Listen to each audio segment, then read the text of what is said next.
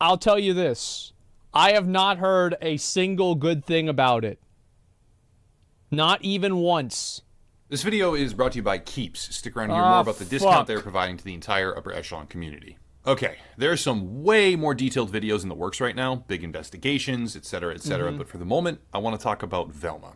Yes, that's right, I said Velma, which is a dismal criticism magnet produced by Mindy Kaling and funded by HBO that bastardizes every single thing you once loved about Scooby-Doo for a twisted adult cartoon. There's only 2 episodes so far, and the internet is already full of hot takes about how terrible the show is, but today I want to discuss why I'm, I guess, fairly confident that the entire purpose of this television program is to make people who see it angry and ride the wave of bad publicity to staggering overall viewership through hate watchers. No beating around the bush here, let's just dive in. Velma is a brand new HBO animated series based on the Scooby-Doo IP.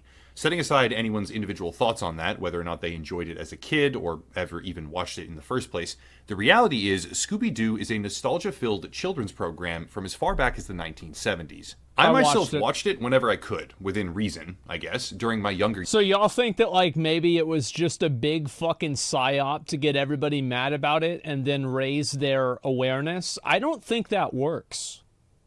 I'm gonna be honest. Like, I think that's, like, such a... I think not only does that not work, but on top of that, imagine trying to sell that to an executive leadership board. Hey, we're going to make a show and it's going to be fucking garbage. And it's going to be garbage on purpose because we want people to hate it. I think these are the kinds of things that, like, for example, a lot of people watch, like, they'll watch, like, the first episode of, like, a really, really bad TV show just to see how bad it is. But they're not going to keep, like, they're not going to go to episode 7. You know what I mean? They're just going to watch episode 1 or 2, and then that's it. Years, but what we see now from HBO and executive producer Mindy Kaling is a demented patchwork of bad jokes, insults, and poorly disguised vindictive themes meant to make every single person who watches the show angry and ride the already enormous wave of hate to colossal overall viewership. In my opinion, and keep in mind a lot of this is, of course, my opinion, this show is one of the first ever clear-cut examples where there actually isn't even a well-defined target audience, because that target audience is everyone, and the methods used to capture their interest have absolutely nothing to do with legitimate narrative appeal. For starters, though this particular angle has been covered extensively by other commentators, Velma appears to be a self-insert, as it's called. Mindy Kaling, an Indian-American comedian, actress, screenwriter, and producer... Wasn't she in The Office?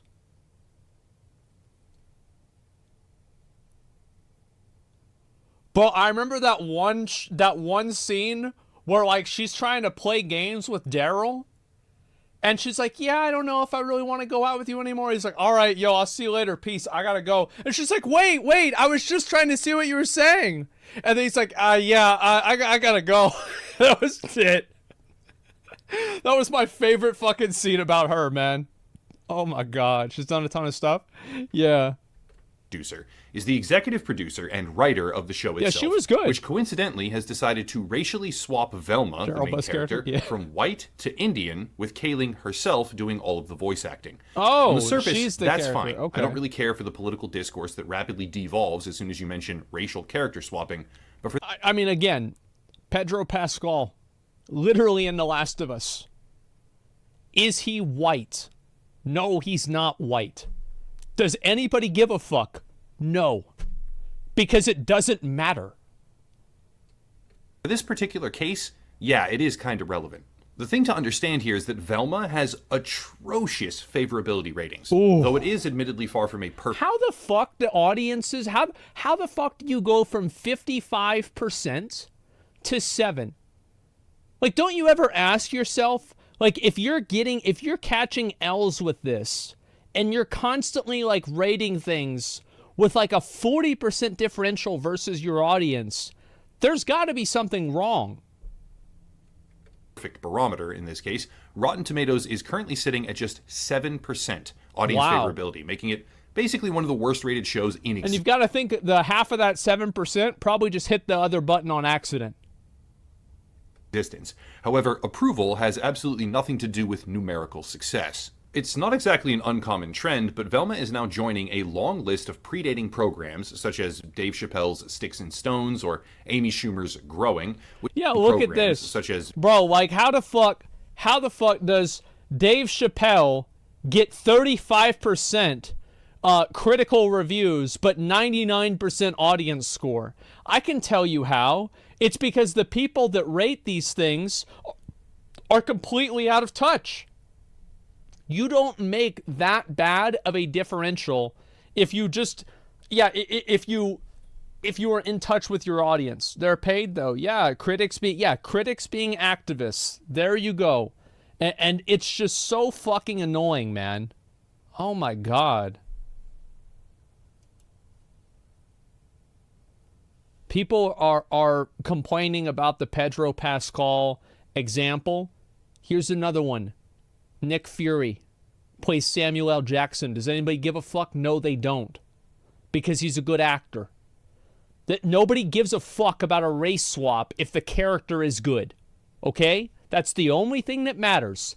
If the character is good, nothing else matters. The actor is good. Yes, because he's a good actor.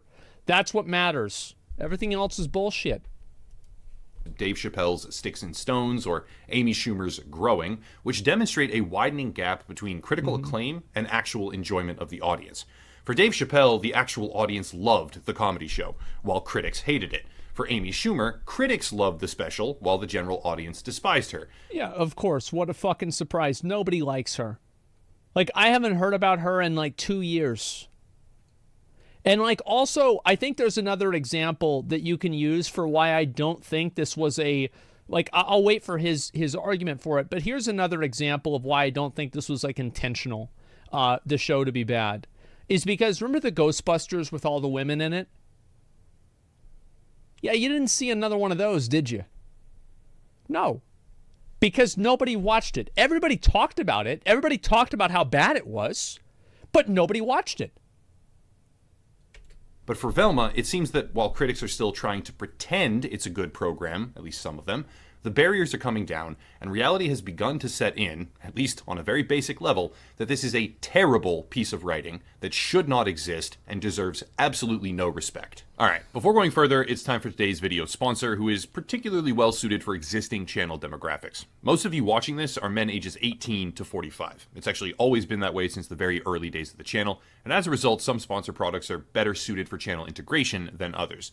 If I advertised makeup, for example, it would be a complete dead end. Makeup brands pay well, of course, but what's the point if no one watching even has a passing desire, need, or use for the product? Instead, I'm here advertising Keeps, which is a hair loss prevention treatment with more 5-star reviews than any current competitor. You can order and get treated directly from your own home for a fraction of the cost when compared to other products, and they offer generic versions of the only 2 FDA-approved hair loss treatments on the entire market. Is that right? 2 out of 3 men by age 35 will experience hair loss, making this basically an ideal sponsorship for the channel. If you click the link down below, you can get 50% off your first order. Again, that's a 50% discount on your first order if you click the link down below in the description today. Wow. Keeps can help prevent, in some cases, actually even reverse the process of hair loss. And yes, I do absolutely get paid for this. I try to mention that every single time. I am sponsored, but that sponsorship has been one of the longest running partnerships for Upper Echelon, allowing me to continue what I do, and it's very much appreciated. Again, link down below in the description for a massive discount. Big thank you to Keeps for sponsoring the channel. All right, time for examples. Right off the bat, we have an Indian-American screenwriter, producer, and voice actor who turned Velma into an Indian-American character, which she was not before this,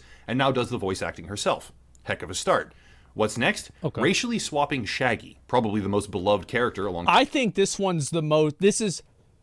Like, as I said, I don't think that's that big of a deal. You just make him just like Shaggy, the rapper, It Wasn't Me, and just completely play into the meme. I feel like this is the only one that I don't really care about that much if they actually did that. Alongside Scooby-Doo himself, who isn't even in the show, who is now black, Shaggy is, yeah, and also a notable anti-marijuana presence in the program. Gone are the days of a close-knit detective group where the lovable stoner and his best friend dog contribute to wild hijinks and investigations. Instead, we get a totally warped show where the gang is in high school, and pretty much everything about them is different and terrible. In the past, parents were likely aware of the insinuation that Shaggy was a part of, shall we say, stoner culture, or 420 culture, which let the kids, unaware of the hidden subtext here, watch and enjoy while the parents maybe got a laugh too, or picked up on hidden messages that didn't really apply to the kids, as the snacking and general comedic nature of that dynamic was allowed to play out on screen. No beating around the bush here, that's gone. It's not gone because it needed to be gone, it's gone because the writer, who also racially swapped the main character to her own race and then voice acted her, decided to make him black for quite literally no apparent reason. I'd like to say again that by itself, that doesn't matter. Racial characteristics of on-screen characters really shouldn't matter in an ideal world. But Velma is... I think it does matter. Like, you change the race of a character, people have an idea of what the character's supposed to be, and then it's something different. What the fuck? Of course it's gonna matter. But people will forgive that if the adaptation is good enough.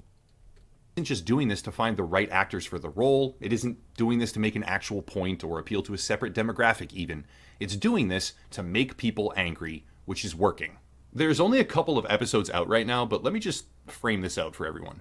Velma is an insufferable know-it-all that despises the world, has crippling hallucinations that apparently cause heart attacks somehow, and judges everyone at precisely every single juncture. Fred, a mainstay of the Scooby-Doo universe? Yeah, he is, not kidding here, even though I wish I was, a tiny dick loser who hasn't gone through puberty. His dad is ashamed of him, he can't function beyond the cognitive level of a toddler, and therefore becomes a burden on everyone around him nearly 100% of the time. This isn't a creative choice for the betterment of the actual narrative. This is a creative choice to insult white people. Yes, I know some people will immediately start throwing out buzzwords like white fragility, but the show is plastered with examples where white people are painted as, or flat out even called, serial killers, druggies, and insensitive trolls that merely subtract from Velma's brainpower in obnoxious ways. I could see where somebody would find that. Yeah, 100%. Yeah, the white guy equals bad. Yeah, nobody's going to like that. Big surprise. It's like you can do something like that. You do whatever you want. But you can't make a certain race of people look bad and then be surprised whenever they don't like it. Think about this. Fred, who is now the only white male character of any importance whatsoever, can't even cut his own food. What? Velma humiliates him constantly on the basis of race and class. But it doesn't stop. Wait, what? So she's a racist? What the fuck? Oh my god. Stop there. Because Velma is also a lesbian. Again, nothing wrong with that. This is actually not a problem. Yeah, I'm fine with this. Until you realize that she's 15. And the show is Never mind. very openly pushing sexual themes. Okay. Velma and Daphne have chemistry of sorts. Not really, but in a way where they are obviously in a specific trajectory leading to sex. And broader areas of the show also seem to be designed as a sort of narrative funnel into the idea of 15-year-olds being hyper-sexually active. One demographic will be angry about Fred. Whether or not they should is up to you as the viewer, but they're gonna be. Another will be angry about Velma and her hyper-sexual themes. Yet another will be angry about the racial swapping, but it doesn't stop there. Daphne's parents are a racially diverse lesbian couple who adopted her, by the way, and are also cops by profession. Yet another cultural speed bump in the works here. Who draw their guns, these lesbian cop parents, who draw their guns on an unarmed teen immediately in the first episode, as well as shoot an unarmed teenager, cartoon teenager, that teenager being Fred, 2 times in his own house without a warrant as he tries to pull out a pen. Not done yet. Oh, that sounds realistic. Okay. All right, got it. Because they also go undercover in the town's high school looking for drugs, as they paint marijuana as some sort of dangerous phenomenon. Sanest Tumblr fanfic. Oh, fuck. That's about right, isn't it? Oh, wow. What is this? It's like the creators had a checklist. Look, it's just some of these people, it's brain rot. What do you expect? Phenomenon, thereby pissing off yet another demographic, where these cops then start whipping out and firing tasers. I should also mention at this point that Daphne herself is apparently Asian, making 3 out of the 4 main characters in the entire show racially swapped. Okay. I can't help but consider something here, and maybe I'm way off base, but a growing section of Hollywood, as well as the entertainment industry at large, seems to now believe that the worse you make a show's writing, as long as you are aware, quote-unquote, of it being bad, the better the show actually is, because of subverted expectations. Well, the subverted expectations is like I'm trying to think of like a good example of subverted expectations. That's not necessarily subverted expectations. Like, whenever the expectation is that the show is good, and then you subvert that expectation, and it turns out that it's actually bad, oh, well, I mean, that's like breaking the fourth wall. However, Velma has gone so far beyond that flimsy initial premise, it is now just flat out offensive to pretty much everyone who watches it. Velma herself, as a character, is a disgustingly misanthropic person. She is self-centered. She is horrible. I don't know. I think it's kind of weird to like have like underage characters and then have them in like romantic scenes like this. I mean, it's a TV show. It's not a big deal. But it's like if this is one of the main focuses of the story, it's also, it depends on like how you do it. Like, I think there are many shows and movies that have had something like this with like, you know, a kid that's growing up and it's like, you know, some awkward encounter and it's fine. But this seems weird. Big Mouth? Bro, I watched that show. I watched Big Mouth. Oh my God. It was the trashiest, worst show I've ever seen in my life. It was so bad. Why? Because it was on, like, I watched it with Izzy, and it was just fucking...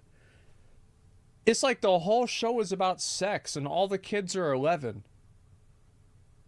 Come on, man. Come on, let's not do that. Let's not. Like, how about we don't do it? How about it just doesn't happen? 3 seasons, by the way. It's groomer. Yeah, it's so fucking weird. Terry, example being when she just eats out of the garbage for no reason at all, and the immediate atmosphere of the show does manage to call her a misanthropic person. She is self-centered. She is horribly unsanitary. Example being when she just eats out of the garbage for no reason at all. Wait, they have Velma eating out of the garbage? Why the fuck would she do that? And the immediate atmosphere the show does manage to cultivate is intentional destruction of every established premise that Scooby-Doo fans initially loved. For those keeping track, let's go over the list so far. The show targets and alienates white people, a lot, specifically men, but also a wider group as well, through relentless and repeated racial insults. It certainly can't be for children, or even slightly traditional viewers, because it also pushes, within seconds, I might add, an uncomfortable amount of cartoon high school nudity, with a very clear push towards sexual awakening being a theme in the show. The main character, racially swapped by an executive producer of the same race, who then voice acts the character in question as well, is wildly unhygienic, deeply... Only 2 episodes have been out, right? Like, there's like 10 more episodes to go? Oh my God. Prejudiced and oddly sexualized, while the parents of her potential love interest are themselves interracial lesbian cops who violate the Constitution routinely, and due process as well, to just mercilessly shoot or attack unarmed cartoon teenagers at school or in their own homes. When we really think about it, none of the... That's probably the only part that I think is like, it's like, I feel like it's like Sharknado, for example. You have the horseshoe theory. When something becomes so bad and so awful and so disgusting that it's good. And it's like, yeah, them going around as cops just like randomly shooting people and stuff, that's kind of funny. But all of the rest of this stuff, it's like it's not perverse and disgusting enough for it to even be funny for how perverse and disgusting it is. It's just bad. Like if you want to be just like absolutely completely fucking like iconoclastic, like you're just gonna break every fucking standard, we're gonna do everything different, this show is gonna subvert all the expectations, then you have to go all the way. None of these characters are even remotely close to the originals. Have Fred cut his dick off. Unspoken, ambiguous Why character not? Templates, like Shaggy being a part of stoner culture Episode in 3. some way, are being deliberately attacked, undermined, and torn down. I mean, what even is this shot right here? Are we supposed to be happy about this? It's a joke in the show? Laughing? Right. Is this brave? Is this obscene? Is it a hilarious meta-commentary on society? Or is it just bad, low-quality production that harnesses the infinite power of hate watching to drive up viewership? Now, some of you might be saying to yourselves, no shit. Obviously, the show antagonizes previous fans and men and white people and stoner culture, etc., because it's supposed to. It's a woke show. And that's just what woke things do. Oh, I think, in my opinion, if they want to make a woke show, totally fucking fine. You want to do that, you want to have, like, whatever, you want to use your bingo chart and have a full blackout where you check every single box. Sounds great to me. Go for it. It's your show. But just don't expect a lot of people to like it. That's all. Yeah, go woke, go broke. Oh, there's some people that like that stuff. I'm just not one of them. Before we go down that route, I want to specify that this bottom-scraping piece of shit also decides to insult the Me Too movement at large in what feels kinda like unironic commentary. Let's see it. One joke is about how the misanthropic, horribly disgusting, garbage-eating main character speaks the truth like comedians did or used to before the Me Too movement, which, when you think about this in context, is not really going to infuriate the same demographic as half the other badly written one-liners, and instead, similar to the law enforcement themes, is more likely to infuriate the overly emotional and hypersensitive woke audience that many people are assuming it's meant to cater to. Seriously, it doesn't get much clearer than this right here. Emblematic words from the original show, Zoinks, Jeepers, Mystery Machine, etc., are names of drugs in the new Velma series that Shaggy hates. But for all of its insults to existing fans, its deliberate destruction of established lore, and its effort to piss off practically every single demographic that views it, the show probably isn't going to flop. Think about it. And I myself fall into this category, by the way, so just keep that. Velma was #1 top trending animated series on HBO Max today. Isn't this the exact same fucking logic that they used to use about how Andrew Tate is really popular, so that means he's right and what he's saying is good? You know what else was top trending? ISIS. I mean, that's not really a good way to... That's... Like, people are trending whenever they die. Like, this is the worst way to judge things. It's trending. Morbius. Yeah, look at Morbius. There's another one. That in mind. The number... Oh, it's just like... Kanye talked about Hitler again.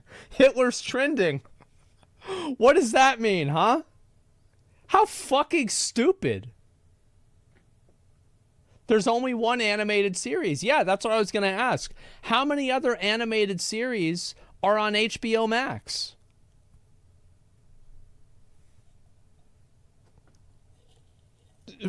Like 5. Okay, yeah, maybe one. Yeah, a lot. What a surprise this one's going to be there. They canceled them all. Well, they should have. Of creators, outlets, and news publications that are covering this dumpster fire is enormous. Tens of millions of views about harmful stereotypes, hundreds of millions of views on TikTok where offensive jokes are propagated to the very same community that they are designed to anger, which results in what precisely? That's right, it results in viewership. People are watching Velma, quite a lot of them, in fact. Not because they like it, though maybe a very, very small number of people fall into that category, but if they do, they just have objectively awful taste. But because they want to see it firsthand, that's the real reason. How bad is this piece of shit? It's like watching a car Result, crash. higher viewership, positive feedback on all signals that indicate the speculative value of a series, despite the almost universally negative... I don't know, man. Like, I really am not sure, because we don't have any real numbers. It's like whenever you're running a one-horse race and there are no other animated shows that are that great and everybody's talking about how bad a show is, I bet 90% of the people that are talking about how bad this show is have never and will never watch it. They just see things on social media and they never actually watch it. Like, that's the truth. It's that simple. Let's see the views from the other episodes. Exactly. Yeah, this is such a bad idea. I think that you can use the example of the Ghostbusters 2016 with like all the women. Yeah, everybody was talking about this. And like you would imagine that like, oh, it must have been super popular. They must have made a lot of money. They didn't. It didn't happen. You never saw another one of those ever. It was a bad movie. Yeah, there you go. impressions of actual audience members or legitimate viewers, and higher engagement on social media than most other shows in existence, because critics are very, very likely to post about the series, perpetuating a cycle where something terrible is being watched because it's terrible. Most television programs... Nah, bro, like look at DSP. Look at Wings of Redemption. There are so many videos about how bad these dudes are. Everybody fucking hates him. Everybody is like, man, I hate this guy. He is the worst. And guess what? They don't have any viewers. It doesn't actually work. I don't know why. Like, yeah, they're barely making it. Look at Logan Paul. I can guarantee you, Logan Paul in the long run, the crypto zoo thing will hurt him. There will be people that like him less because of it. And the same thing with the Suicide Forest. The same thing with all of this stuff. It's a matter of the amount of things that happen. Same with the Morbius movie. Yes, and the thing is, the Morbius movie is such a great example. Because if you remember, the Morbius movie was re-released in theaters because of all the memes about it. And you know what happened? It didn't make any money. You know why? Because everybody liked memeing It's Morbin time, but I would say 99% of those people typing It's Morbin time never watched Morbius, have no intention of watching Morbius, probably couldn't even recognize any of the scenes except for the ones with Jared Leto in them as being Morbius, and they never will. If you gave it to them for free, they wouldn't watch it. It's just like there's no success case of a TV show or like a movie being universally hated and then they make more of them. It doesn't happen. Nearly all of them, in fact, appeal to someone. And maybe Velma succeeds in that somewhere along the line here with like the most brain-dead audience demographic you can imagine. Yeah. But the overwhelming majority of people despise it, as many of them watch it anyway, making this a strong contender for the first ever example of something designed by hate, carefully crafted to alienate everyone, and deliberately structured as a sponge of negative commentary, which will probably accomplish the same ultimate payoff as a traditional cartoon. People love talking shit, and they love to pile on against bad media. Velma is the epitome of bad media, with what seems like a never-ending torrent of terrible decision-making, writing, and character choices, but when looking at all of it together, in context, it almost becomes impossible to believe that this was not done intentionally. As the saying goes... Well, they could have tried to make it ironic, wokeism and stuff like that. And I think if they went with that angle, it actually would have been a decent angle to go with. I would be like, all right, this is interesting. Let's see where this goes. But that seems like that's not what happened. Press Isn't is it good satire? press. Yeah, and it's while like that satire. may not be strictly true in, let's say, a political race, for example, it very much is true here and now with Velma. The horrible, creatively bankrupt decision-making of Mindy Kaling has produced something that is going viral right now. It actually is, and will continue to do so as long as it continues to offend viewers. Each new episode will have new jokes that inflame anger in one group or another, and that anger leads to massive earned media, which catapults the show higher in viewership as people watch it just to see how bad it really is with their own eyes. If the show didn't do this, what would actually happen? Well, if we're being honest here, no one would watch it. Scooby-Doo is a franchise steeped in nostalgia with a rose-tinted hue, but that lens can be shattered very easily, and the risk of trying to appeal to it when the downside of that effort is complete failure and a wasted budget is too great to be justified. In my opinion, and I stand by this very strongly, in fact, the risk of taking a beloved property like Scooby-Doo that is fairly old, if you're talking about the heyday, and just ripping it apart with maximized artistic venom is actually safer than trying to make something good. It's much more temporary, perhaps, but for the moment, capitalizing on a virality... Setting yourself on fire will solve the problem of being cold faster than buying a heater or starting a fire next to yourself. That will absolutely happen. But it's what happens after you set yourself on fire. You know, like let's say like 25 minutes after that, that's really where the problems occur. And it's so weird to me that like anybody would... And I'm not saying that like he's wrong about this. He could be right. But like if any like fucking executive at whatever company this was made at okayed this under that logic, that dude, they need to sit down and have a conversation with him. They need to talk to him about, listen, you need to watch TV. You need to actually like look into this. You need to figure out like, do you have a television? Have you seen, okay, you know what movies are, right? Okay, so how many have you seen? Have you seen like 1, 2, 3, like how many? And just, figure out what the problem here is. It's nuts. Yeah, fix the glitch. Yeah, there you go. Loop of sorts, where negative feedback is the engine behind it, is an easier thing to predictably accomplish when compared to the uncertainty of actually trying to make something people will love. I hope I'm wrong. I really, really do. But this feels like a pilot program. I think that, like, future plot devices inside of Velma. You could have somebody get pregnant by Scooby-Doo. You could have Fred talk about his favorite artist, who's Kanye West, and he just recently started getting into his content. Let's see. What's some other ones?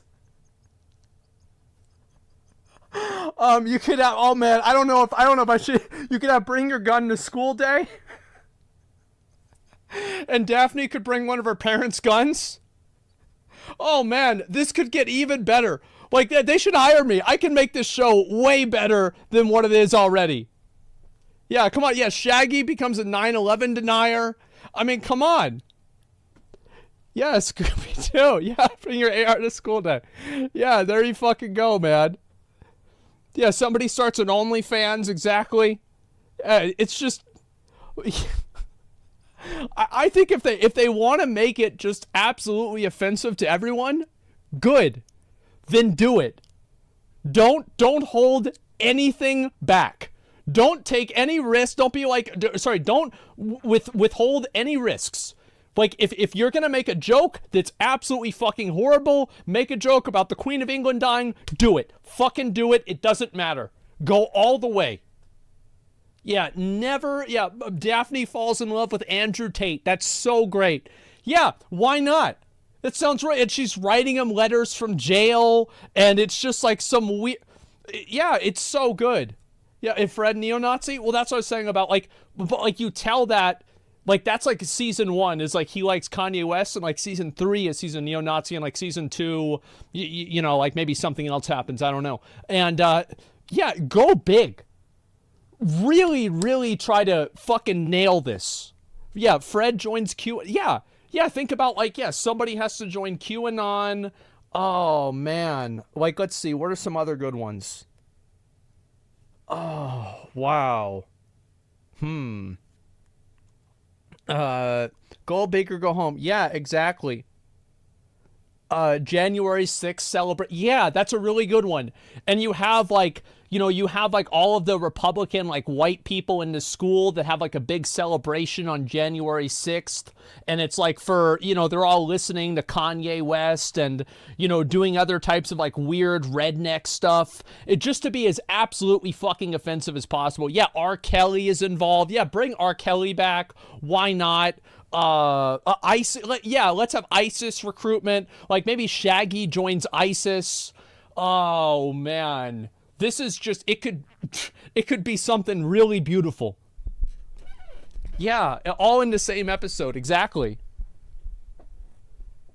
Yeah, it's just, but their goal isn't to be offensive, dude. They're not doing this to trigger people. They're doing this because this is how they want the world to be.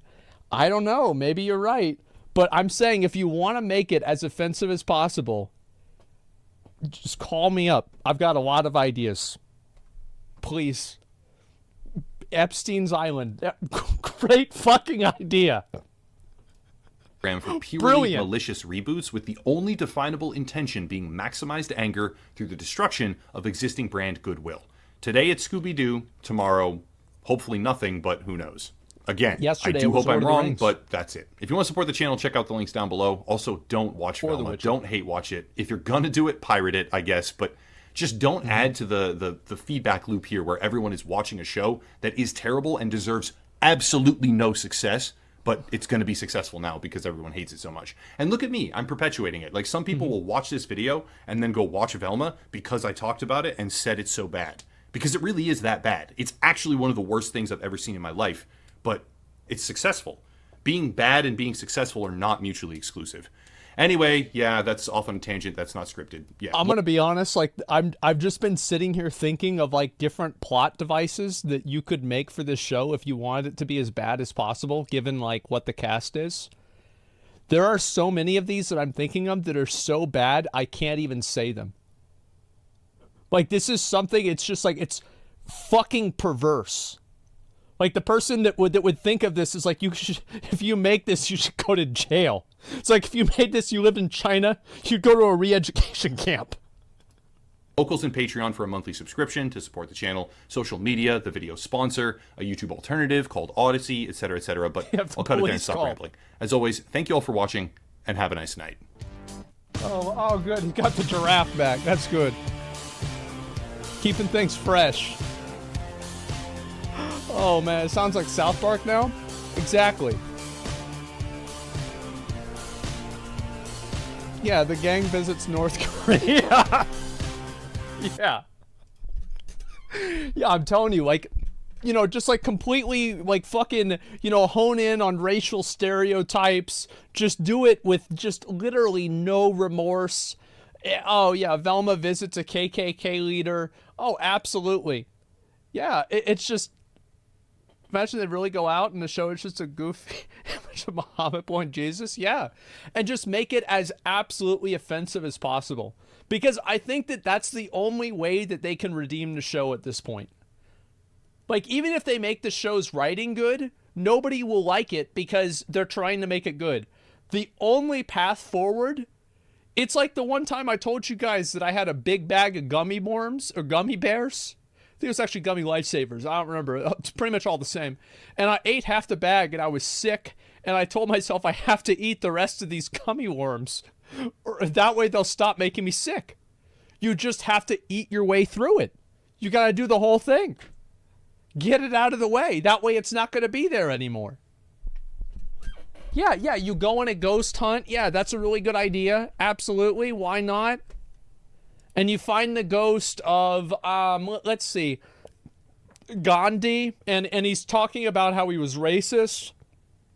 And then, like, have the ghost of Martin Luther King talking about how people said he cheated on his wife. Oh, yeah, go ahead. Do every single bad thing. And if you do that, maybe people that hate it it will become so bad they will like it. That's all it is. Yeah, Velma was at January 6th. Yeah, why not? Logic, yeah. Oh my God.